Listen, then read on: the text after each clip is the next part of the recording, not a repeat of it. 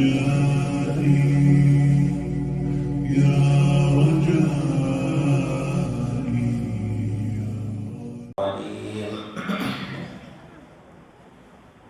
الله الرحمن الرحيم تبارك الذي بيده الملك وهو على كل شيء قدير الذي خلق الموت والحياة ليبلوكم أيكم أحسن عملا وهو العزيز الغفور الذي خلق 7 سماوات طباقا ما ترى في خلق الرحمن من تفاوت فارجع البصر هل ترى من فطور ثم ارجع البصر كرتين ينقلب إليك البصر خاسئا وهو حسير ولقد زينا السماء الدنيا بمصابيح وجعلناها رجوما للشياطين وأعتدنا لهم عذاب السعير وللذين كفروا بربهم عذاب جهنم وبئس المصير صدق الله مولانا العظيم.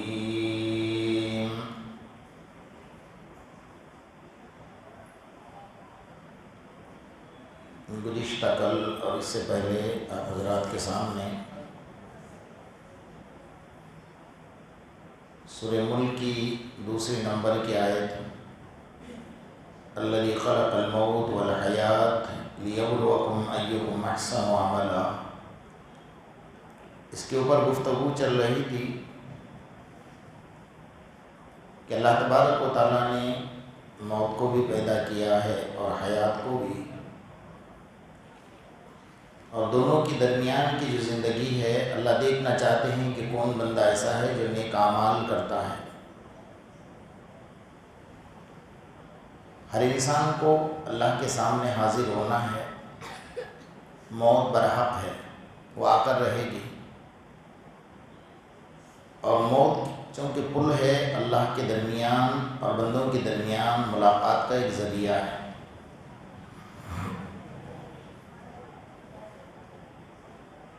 اس لیے آقا نامدار محمد رسول اللہ صلی اللہ علیہ وسلم نے اس کی منزلیں طے کی ہیں کہ انسان جب دنیا سے لے کر آخرت میں جائے گا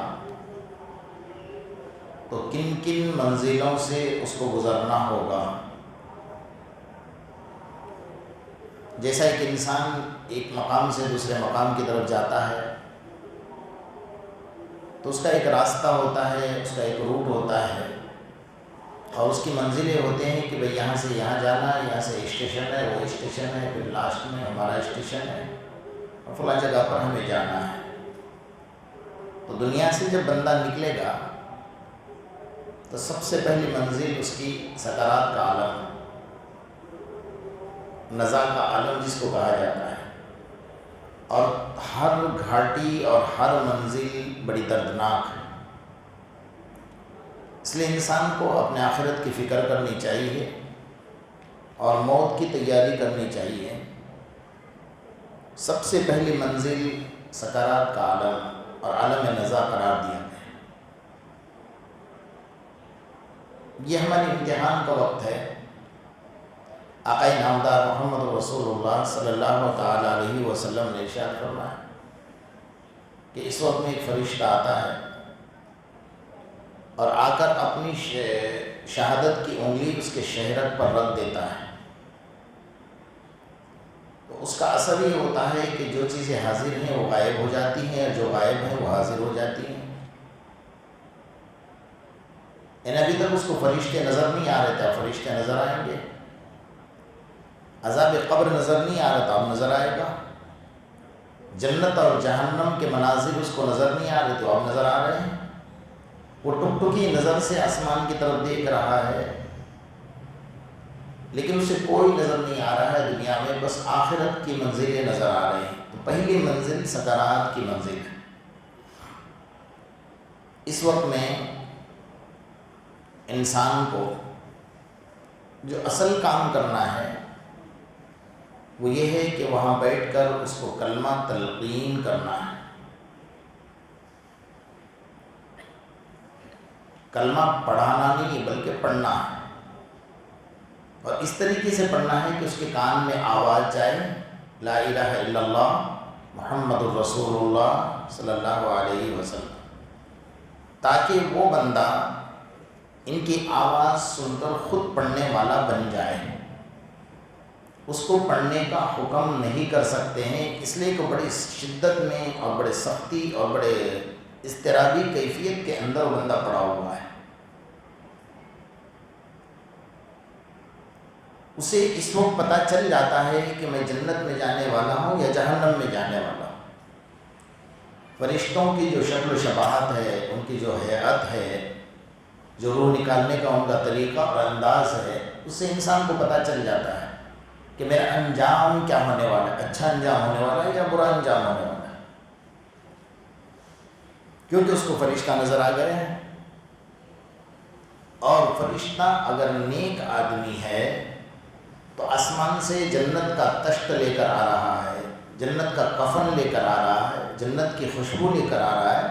انسانوں کے غسل دینے سے پہلے فرشتہ اپنے غسل دے کر فارغ ہوتے ہیں، اپنا کفن پہنا کر فارغ ہو رہے ہیں، جنت کی خوشبو لگا رہے ہیں. انسان کو نظر نہیں آتا ہے. بندہ کو گناہ گار ہے تو فرشتے کی شکل و شباہت دیکھ کر اس کو سمجھ میں آتا ہے کہ اس کے دانت، اس کے منہ سے آگ نکلتی ہے، آگ کے بھبکارے نکلتے ہیں. جہنم کا ٹاٹ اس کے ہاتھ میں ہوتا ہے، جہنم کی آگ اس کے ہاتھ میں ہوتی ہے، اور گندی اور بدبودار چیزیں ہوتی ہیں. اسی وقت سمجھ میں آ جاتا ہے کہ میں کہاں جاؤں گا اور میرا انجام کیا ہوگا. تو یہ وہ منظر ہے کہ بڑا سخت اور دردناک منظر ہے، اور اس منزل سے ہر کسی کو گزرنا ہے.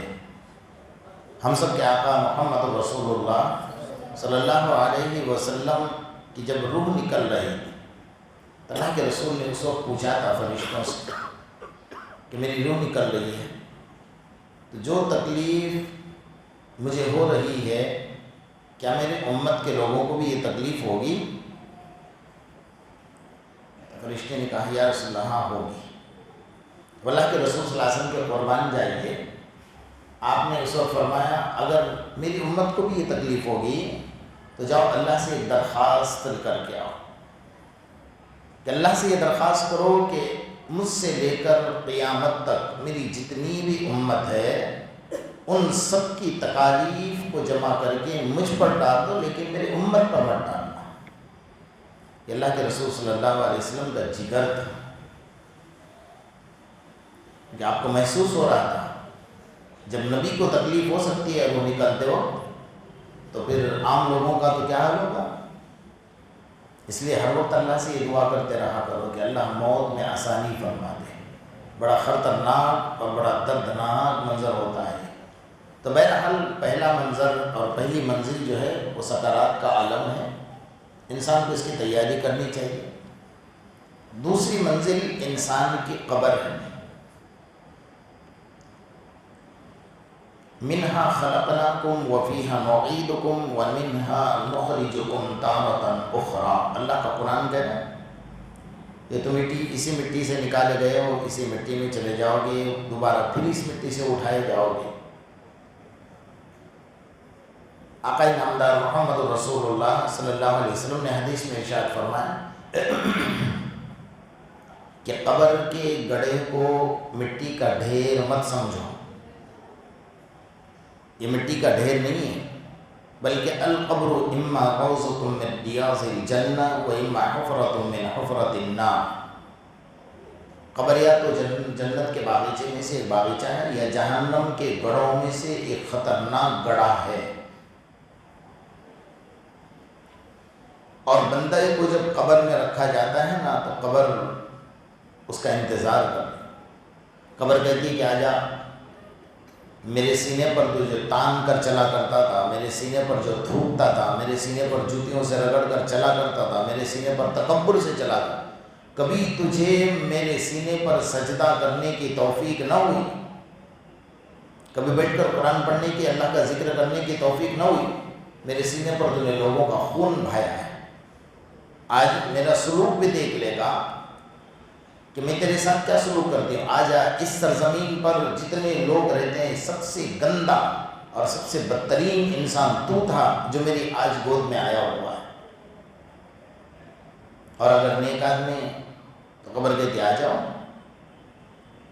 جتنے لوگ سرزمین پر رہتے ان میں تم سب سے بہترین تھے، میرے اوپر سجدہ کیا کرتے، اللہ کا ذکر کیا کرتے تھے، تسبیحات کی پابندی کیا کرتے، قرآن کی تلاوت کیا کرتے تھے، اور زمین پر میرے سینے پر جب چلتے تھے نا تو اپنی گردن جھکا کر چلتے تھے، کبھی تکبر سے نہیں چلتے تھے۔ تو تم نے اللہ کی فرما برداری کی ہے، میرے اوپر سجدے کیے ہیں، تمہیں بڑی خوش ہو، آ جاؤ۔ آج میرا حسن سلوک بھی تم دیکھ لو گے۔ قبر حد نگاہ تک کشادہ ہو جاتی ہے، حتیٰ کہ آقا نامدار محمد رسول اللہ صلی اللہ علیہ وسلم کا چہرے انور اس کے سامنے کھول کر رکھ دیا جاتا ہے، وہاں سے لے کر یہاں تک کا پردہ درمیان کا کھول دیا جاتا ہے۔ اللہ تبارک و تعالیٰ کی طرف سے فرشتہ سوال کرتا ہے کہ ما یقول فی ھذہ الرجل، یہ جو چہرہ آپ کو نظر آ رہا ہے ان کے بارے میں آپ کا کیا خیال ہے؟ اگر وہ بندہ نیک ہے اور پابند ہے شریعت کا اور سنت کا پابند ہے تو یقیناً اپنے زبان سے کہتا ہے کہ ھذا محمد رسول اللہ صلی اللہ علیہ وسلم، یہ تو میرے آقا ہیں، محمد رسول اللہ صلی اللہ علیہ وسلم ہے۔ اور اگر اس نے دنیا میں احکام کی پابندی نہیں کی ہے تو اسے ہوتا ہے ہائے ہائے لال، میں نہیں جانتا یہ کون ہے۔ فرشتہ پھر کچھ نہیں جانتا کون ہے، میں نہیں جانتا، بس معاملہ ختم ہو گیا۔ اب جب تو جانتا ہی نہیں اس نبی کو تو وہ نبی تیری کبھی سفارش نہیں کریں گے جس نبی کے بارے میں تو کہتے کہ میں نبی کو جانتا ہی نہیں ہوں۔ اعمال صحیح ہوں گے تو آگے کی منازل صحیح ہوں گی، پھر قبر اس کو دبائے گی، بھیچے گی۔ اور حدیث میں فرمایا کہ بے نمازی کی جو قبر ہے نا، بے نمازی کی، وہ بڑی خطرناک قبر۔ اللہ تعالیٰ اس کے اوپر ایک ایسے فرشتے کو مسلط کر دے گا جو آنکھوں سے نابینا اور کانوں سے بہرا ہوگا، اور اس کے پاس جو ہتھوڑا ہوگا نا، اس ہتھوڑے کو زمین کے اوپر کے جتنے انسان اور جنات ہیں نا وہ مل کر نہیں اٹھا پائیں گے۔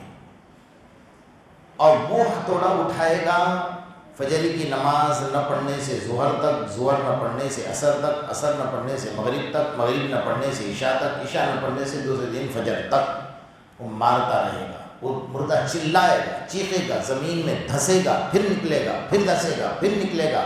کہ اللہ نے اس کو آنکھوں سے اندھا اس لیے بنایا کہ اس کو تڑپتا ہوا دیکھ کر اس کے دل میں رحم نہ آئے، اور کانوں سے بہرا اس لیے بنایا کہ وہ چیخے گا، چلائے گا، اس کے کانوں سے آواز ٹکرائے گی، تو اللہ تعالیٰ نے اس کو کانوں سے بہرا اور آنکھوں سے اندھا بنا کر مسلط کر دیا ہے۔ اس لیے قبر میں سب سے خطرناک عذاب اگر کسی کو ہوگا، بے نمازی کو ہوگا، بے نمازی کو ہوگا۔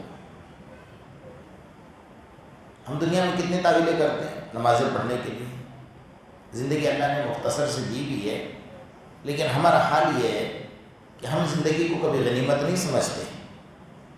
کب فرشتہ آئے گا اور سانس رک جائے گی اور روح نکال کر لے کر چلا جائے گا، مجھے اور آپ کو پتہ ہی نہیں ہے۔ تو بہرحال قبر ایک خطرناک گڑھا ہے۔ القبر اما روضۃ من ریاض الجنہ و اما حفرۃ من حفرۃ النار، یا تو قبر جنت کے باغیچے میں سے ایک باغیچہ ہے یا جہنم کے گڑھوں میں سے ایک گڑھا ہے۔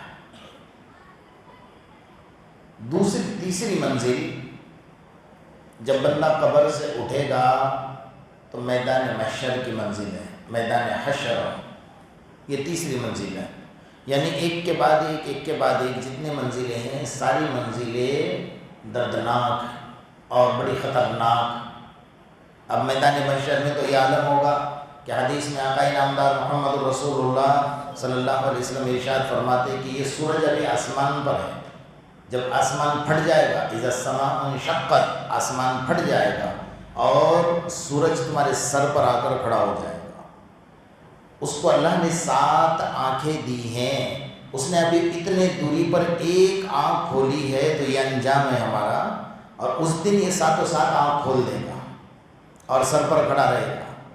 اس کا اثر یہ ہوگا کہ بندہ جتنا بڑا گناہ گار ہوگا، بھائی کم گناہ گار ہے تو ٹخنوں تک، اس سے زیادہ ہے تو گھٹنوں تک، اس سے زیادہ ہے تو کمر تک، اس سے زیادہ ہے تو سر تک کے اپنے پسینے میں ڈوبا ہوا ہوگا، اور سورج آپ کے سر پر کھڑا ہے، آسمان پھٹ گیا۔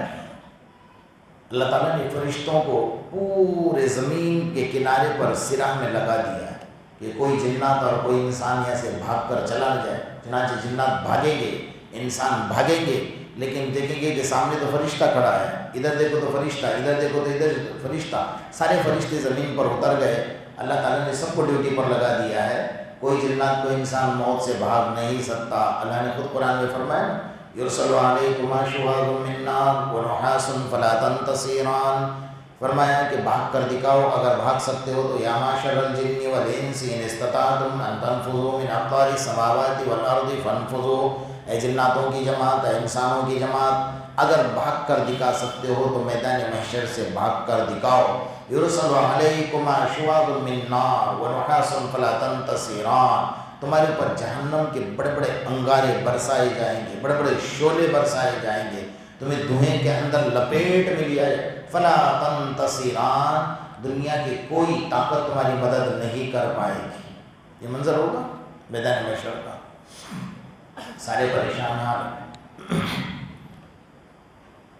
بلکہ حدیث میں فرمایا کہ انسان اتنا پریشان ہوگا کہ وہ یہ سوچے گا کہ اللہ مجھے بھلے جہنم میں ڈال دے لیکن اس میدان سے مجھے نجات دے دے، کہ اپنے پسینے میں تیر رہا ہے نا، جتنے گناہ ہیں وہ گناہوں کا نتیجہ وہاں دیکھ رہا ہے۔ اور ایسے وقت میں کچھ لوگ ہیں جو اللہ کے رسول صلی اللہ علیہ وسلم نے حدیث میں فرمایا کہ ایسے وقت میں کچھ لوگ ہیں جو اللہ کے عرش کے نیچے بیٹھ کر کھانا کھاتے ہوں گے۔ اللہ اکبر، کتنے عجیب لوگوں کے، ادھر میدان محشر کھڑا ہے، سارے لوگ پریشان حال ہے، اور اس وقت میں کچھ لوگ ہیں جو اللہ کے عرش کے نیچے بیٹھ کر کھانا کھا رہے ہیں۔ کتنے خوش قسمت فرمائے وہ نوجوان جس نے اپنے نوجوانی کو گناہوں سے سنبھال لیا، وہ نوجوان جس کو کوئی عورت نے گناہوں کی دعوت دی ہوگی اور اس نے اپنے آپ کو بچا لیا ہوگا، وہ نوجوان جو تہجد میں اللہ کے سامنے روتا ہوگا، وہ بادشاہ جو انصاف کرنے والا ہے، ان سب کو اللہ تبارک و تعالیٰ اپنے عرش کے نیچے بیٹھ کر کھانا کھلائے گا۔ تو یہ منظر ہوگا اس دن کا، لیکن بڑے پریشانی کا عالم، ساری امت ساری قوم مل کر جا رہی ہے حضرت آدم علیہ السلام کے پاس کہ میدان محشر سے ہمیں نجات مل جائے۔ میں کوئی اللہ کے رسول صلی اللہ علیہ وسلم سب نے، حضرت آدم علیہ السلام نے انکار کیا، حضرت نوح علیہ السلام نے انکار کیا، حضرت ابراہیم علیہ السلام نے انکار کیا، حضرت موسیٰ کلیم اللہ نے انکار کیا، حضرت عیسیٰ روح اللہ نے انکار کیا، اور سب نے مل کر کہا جاؤ سب مل کر محمد الرسول اللہ صلی اللہ علیہ وسلم کے پاس، اس کے علاوہ کوئی راستہ ہی نہیں، تو سب مل کر آئیں گے ہمارے آقا محمد الرسول اللہ صلی اللہ تعالیٰ علیہ وسلم کے پاس۔ اللہ کے رسول دیکھیں گے کہ امت بڑی پریشان ہے، پسینے میں ڈوبی، بغیر کپڑے کے ہیں، قبروں سے اٹھے ہیں، ننگے پھر رہے ہیں۔ حضرت عائشہ نے سوال کیا کہ یا رسول اللہ صلی اللہ علیہ وسلم اگر بدن پر کپڑے نہیں ہوں گے تو کیا ایک مرد دوسرے مرد کو، ایک عورت دوسرے عورت کو، کیا مرد عورت کو یا عورتیں مرد کو نہیں دیکھ پائیں گی؟ اللہ کے رسول نے فرمایا عائشہ وہ اتنے گھبراہٹ والا منظر ہوگا نا کہ انسان کو خود کو ہوش نہیں ہوگا کہ وہ کہاں کھڑا ہے، تو وہ کیا ایک دوسرے کے جسم کو دیکھے گا؟ وہ دنیا تھوڑی ہے، وہ تو میدان محشر ہے۔ تو فرمایا انسان اپنے پسینے میں ڈوبا ہوا ہوگا، اتنے خطرناک منظر میں ہوگا۔ اس دن ہمارے آقا محمد رسول اللہ صلی اللہ علیہ وسلم آئیں گے۔ اب سورج غروب ہونے والا نہیں ہے، اب زمین آسمان پھٹ گیا، سورج سر پر آ کر کھڑا ہے، اب سورج غروب نہیں ہوگا، یہ سورج تمہارے سر پر کھڑا ہے اور کھڑا رہے گا۔ ایک دن 50,000 سال کا ہے۔ کتنے دن کا ہے؟ 50,000 سال کا ایک دن۔ لیکن حدیث میں فرمایا جو بندہ نمازوں کی پابندی کرتا ہوگا، فرمایا وہ ایک 50,000 سال ایسے گزرے گی جیسا اس نے فجر کی 2 رکعت نماز پڑھی۔ نیک بندوں پر ایسا حال ہوگا۔ تو بہرحال سب مل کر آئے آقا نامدار محمد رسول اللہ صلی اللہ علیہ وسلم کی خدمت میں۔ اللہ کے رسول صلی اللہ علیہ وسلم دیکھیں کہ اللہ تو بہت غضب میں، اللہ بہت جلال میں، اللہ بہت غصے میں، بار بار اعلان کر رہے ہیں من ذا الذی یشفع عنده الا باذنہ، کس کے مجال ہے کہ میرے سامنے آ کر سفارش کرے؟ لمن الملک اليوم، آج کس کی حکومت ہے؟ وامتازوا اليوم ایھا المجرمون، مجرموں کو الگ کر دو، نماز پڑھنے والوں کو الگ کرو، بے نمازیوں کو الگ کرو، روزہ رکھنے والوں کو الگ کرو، روزہ نہ رکھنے والوں کو الگ کرو، فلموں کے لائن میں 3 گھنٹے کھڑے رہنے والوں کو الگ کرو، اور مسجد میں تراویح میں 1 گھنٹہ کھڑے رہنے والے کو الگ کرو۔ وامتازوا اليوم ایھا المجرمون، اللہ اعلان کرے، اس کو کسی کی مجال نہیں۔ میرے آقا محمد رسول اللہ صلی اللہ علیہ وسلم تشریف لے جائیں گے اور دھڑام سے اللہ کے سامنے سجدے میں گریں گے۔ بخاری شریف کی حدیث ہے، فرمایا اب تو سورج غروب ہونا نہیں ہے، اب تو رات ہونی نہیں ہے، فرمایا آج کے دور کے حساب سے 3 دن 3 رات کا سجدہ ہوگا، 3 دن 3 رات کا۔ جب اللہ کو کچھ ترس آئے گا، اللہ کو کچھ رحم آئے گا، تو اللہ فرمائے گا ارفع راسک یا محمد سل تعطا، اے میرے حبیب اپنا سر اٹھائیے، اب مانگیے، میں خدا دینے کے لیے بیٹھا ہوا ہوں۔ یہ نہیں فرمایا ارفع راسک یا محمد ففعل ما شئت، کہ اپنا سر اٹھائیے اور جس سے مانگنا ہے مانگ لیجیے جا کر، یہ اپنا سر اٹھائیے اور جو کرنا ہے کہ جس کو جہنم میں ڈالنا ہے ڈال دو، جس کو جنت میں ڈالنا ہے ڈال دو۔ فرمایا نہیں، سل تعطا، آپ سوال کیجئے، میں خدا دینے کے لیے بیٹھا ہوا ہوں۔ آپ نے سجدہ کیا، اللہ کو ترس آ گیا، اللہ کو رحم آ گیا نا، تو اللہ کے رسول صلی اللہ علیہ وسلم یہی سوال کریں گے کہ الہ العالمین لوگوں کا حساب کتاب شروع ہو جائے اور لوگ اس میدان محشر کے خطرناک منظر سے ان کو نجات مل جائے، تو اللہ تعالیٰ تھوڑا اللہ کا غصہ ذرا ٹھنڈا رہے، کیونکہ آپ نے سجدہ کیا نا، اس سجدے کی وجہ سے اللہ کے غصے میں تھوڑی نرمی آ گئی، تو اللہ تبارک و تعالیٰ فرمائے لاؤ کہ امت کے لوگوں کو پیش کرو، میں حساب لیتا ہوں۔ اللہ تو غصے میں کس کو پیش کرے گا ایسے وقت میں؟ آقا نامدار محمد رسول اللہ صلی اللہ علیہ وسلم حضرت ابو بکر کا ہاتھ پکڑیں گے، اللہ اکبر، ابو بکر جاؤ اللہ کے پاس۔ حضرت ابو بکر کیا فرمایا؟ اللہ کے رسول مجھے مت بھیجیے، مجھے مت بھیجیے۔ کہا کیوں؟ کہا اس لیے مت بھیجیے کہ میری زندگی کا زیادہ حصہ اسلام سے خالی گزرا ہے۔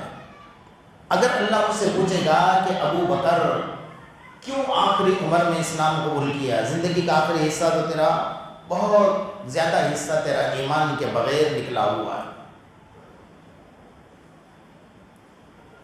حالانکہ حضرت ابو بکر رضی اللہ تعالیٰ عنہ کا مقام کتنا اونچا ہے۔ حضرت آقا نامدار محمد رسول اللہ صلی اللہ علیہ وسلم فرماتے ہیں کہ ابو بکر کا ایمان ایک پلڑے میں رکھ دیا جائے، اور ابو بکر کے بعد سے ساری امت قیامت تک آنے والی سب کا ایمان ایک پلڑے میں رکھ دیا جائے، تو ابو بکر کا پلڑا کیا ہوگا؟ جھک جائے گا، اتنا اونچا درجہ ہے۔ اور اللہ نے خود حضرت ابو بکر کے بارے میں فرمایا لا تحزن ان اللہ معانا۔ جب غار میں تھے، ابو بکر اکیلے تھے، کوئی ساتھ میں نہیں تھا، تو حضرت ابو بکر کی زبان سے جملہ نکلا لا تحزن ان اللہ معانا، ہم دونوں ہیں لیکن اللہ ہمارے ساتھ ہے، فکر کرنے کی ضرورت نہیں ہے۔ اللہ کو جملہ پسند آ گیا تو اللہ تعالیٰ نے اس کو قرآن میں نازل کر دیا۔ تو بہرحال حضرت ابو بکر کا ہاتھ پکڑیں گے اور آگے بڑھائیں گے، تو حضرت ابو بکر رضی اللہ تعالیٰ جب جائیں گے نا، حدیث میں آتا ہے کہ حضرت ابو بکر دھڑام سے اللہ کے سامنے سجدے میں گر جائیں گے، یوں کانپتے ہوں گے، تو اللہ فرمائیں کہ ابو بکر سر اٹھاؤ، کیا ہوا؟ بس اللہ کے رسول نے بھیجا ہے، سجدے میں گرا۔ حضرت ابو بکر کے سجدے سے اللہ کا غصہ اور ٹھنڈا ہو گیا کہ ابو بکر سر اٹھاؤ اور یہاں جاؤ میرے بازو میں بیٹھو۔ اللہ بازو میں بٹھا لیں گے۔ اللہ ہم سب کو اپنا دیدار نصیب فرمائے، اپنے قریبی بندوں میں شامل فرمائے۔ تو تھوڑی دیر کے بعد حضرت عمر کو اللہ کے رسول پکڑے، عمر جاؤ۔ حضرت عمر جو مکہ کا بہادر ہے، عرب کا بہادر ہے، جس کا نام سننے کے ساتھ لوگوں میں ایک زلزلہ آ جاتا ہے، حضرت عمر رضی اللہ تعالیٰ عنہ فرمائیں گے یا رسول اللہ صلی اللہ علیہ وسلم مجھے مت بھیجیے۔ کہا کیوں؟ کہا کہ اللہ تبارک و تعالیٰ کچھ نہیں پوچھے گا، صرف اتنا سوال کرے گا کہ عمر یہ بتاؤ تلوار لے کر کہاں جا رہے تھے؟ اللہ کے رسول نے کیا جواب دے گا؟ مجھ سے نہیں ہو پائے گا، اب مجھے اللہ کے سامنے مت بھیجیے۔ فرمائیں گے عمر امت پریشان حال ہے، سب کا حساب کتاب شروع کرنا ہے، تمہیں جانا ہوگا۔ چنانچہ حضرت عمر بھی جاتے ہیں تو وہی کام کر رہے ہیں جو حضرت ابوبکر نے کیا، اللہ کے سامنے دھڑام سے سجدے میں گر گئے۔ حدیث میں آتا ہے اول من یسلم علیہ رب عمر، قیامت میں اللہ سب سے پہلے جس کو سلام کریں گے نا وہ عمر ہوں گے۔ اللہ اکبر۔ فرمایا السلام علیکم یا عمر، حضرت عمر کی وعلیکم السلام۔ تو اللہ جس کو سلام کرے اس کے لیے سلامتی سلامتی ہے۔ حضرت عمر نے عمر سر اٹھاؤ میرے بازو میں آ جاؤ، حضرت عمر کو بازو میں بٹھا دیا۔ اللہ کے رسول صلی اللہ علیہ وسلم حضرت عثمان کو پکڑیں گے، کہا جاؤ۔ حضرت عثمان بھی کانپتے ہوں گے، فرمایا اللہ کے رسول میرے پاس مال بہت زیادہ تھا، اللہ مجھ سے پوچھے گا کہ عثمان اتنا سب مال میں نے دیا تھا اس کا کیا کیا؟ حالانکہ حضرت عثمان نے ایک آنا بھی غلط استعمال نہیں کیا، جہاں اسلام کے لیے جناب قربان تھا، جہاں بلوا دے کر کی۔ آج بھی حضرت عثمان غنی رضی اللہ تعالیٰ عنہ کا مدینہ کے بینک میں اکاؤنٹ ہے ان کے نام سے، اور آج بھی ان کے نام سے زمین مدینہ منورہ میں موجود ہے۔ حضرت عثمان انہوں نے ایک پروٹوکول رکھا ہے، وہاں کے عرب والوں نے آج تک سنبھال کر رکھا ہے اس چیز کو۔ تو حضرت عثمان کو اللہ کہے، اللہ کے رسول صلی اللہ علیہ وسلم جاؤ۔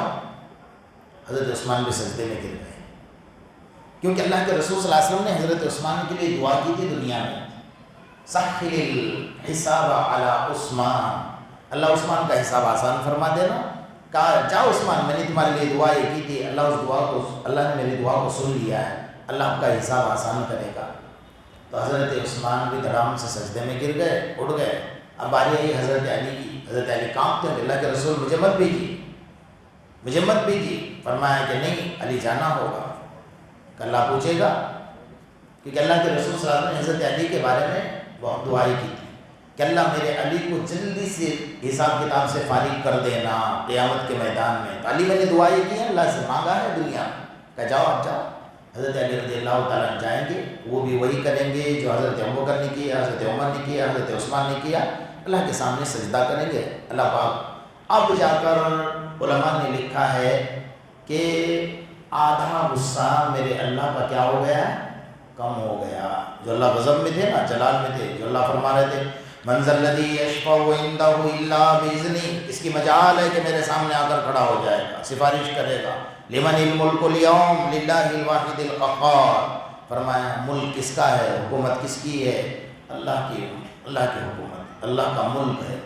تو اب جا کر اللہ کا غصہ 50% جیسا، یعنی 50% کم ہو گیا ہے۔ اب اللہ تبارک و تعالیٰ حساب شروع کر رہے ہیں، پھر ایک کے بعد دیگر اللہ تبارک و تعالیٰ۔ تو بہرحال یہ میدان محشر ہے، میں مختصر آپ کو بتا رہا ہوں کہ جن منزلوں سے انسان کو گزرنا ہے، سب سے پہلے سکرات کا عالم، دوسرے نمبر پر قبر کا عالم، اور تیسرے نمبر پر میدان محشر۔ یہ بڑا خطرناک منظر ہے، اللہ پاک اس منظر میں ہماری مکمل حفاظت فرمائے اور ہر جگہ پر حفاظت فرمائے، کیونکہ ایک سے ایک گھاٹی آگے خطرناک آنے والی ہے، اور کوئی انسان ایسا نہیں جو دیکھ کر آیا ہو، سارے حالات دیکھ کر سن کر دوبارہ دنیا میں آیا ہو اور بتایا ہو۔ اللہ نے نہیں بتایا کسی کو، یہ میرے آقا محمد الرسول اللہ صلی اللہ علیہ وسلم کو بتایا کہ جنت میں بلایا، جہنم دکھائی، جنت دکھائی، سب کا انجام دکھایا، لیکن کوئی انسان قبر میں جا کر دوبارہ واپس آیا نہیں کہ بتائے گا کہ میں منزلوں سے گزر کر آیا ہوں۔ اللہ تبارک و تعالیٰ اپنے حفظ و امان میں رکھے ہم سب کو، اور قبر کی اور آخرت کی تیاری کرنے کی توفیق عطا فرمائے۔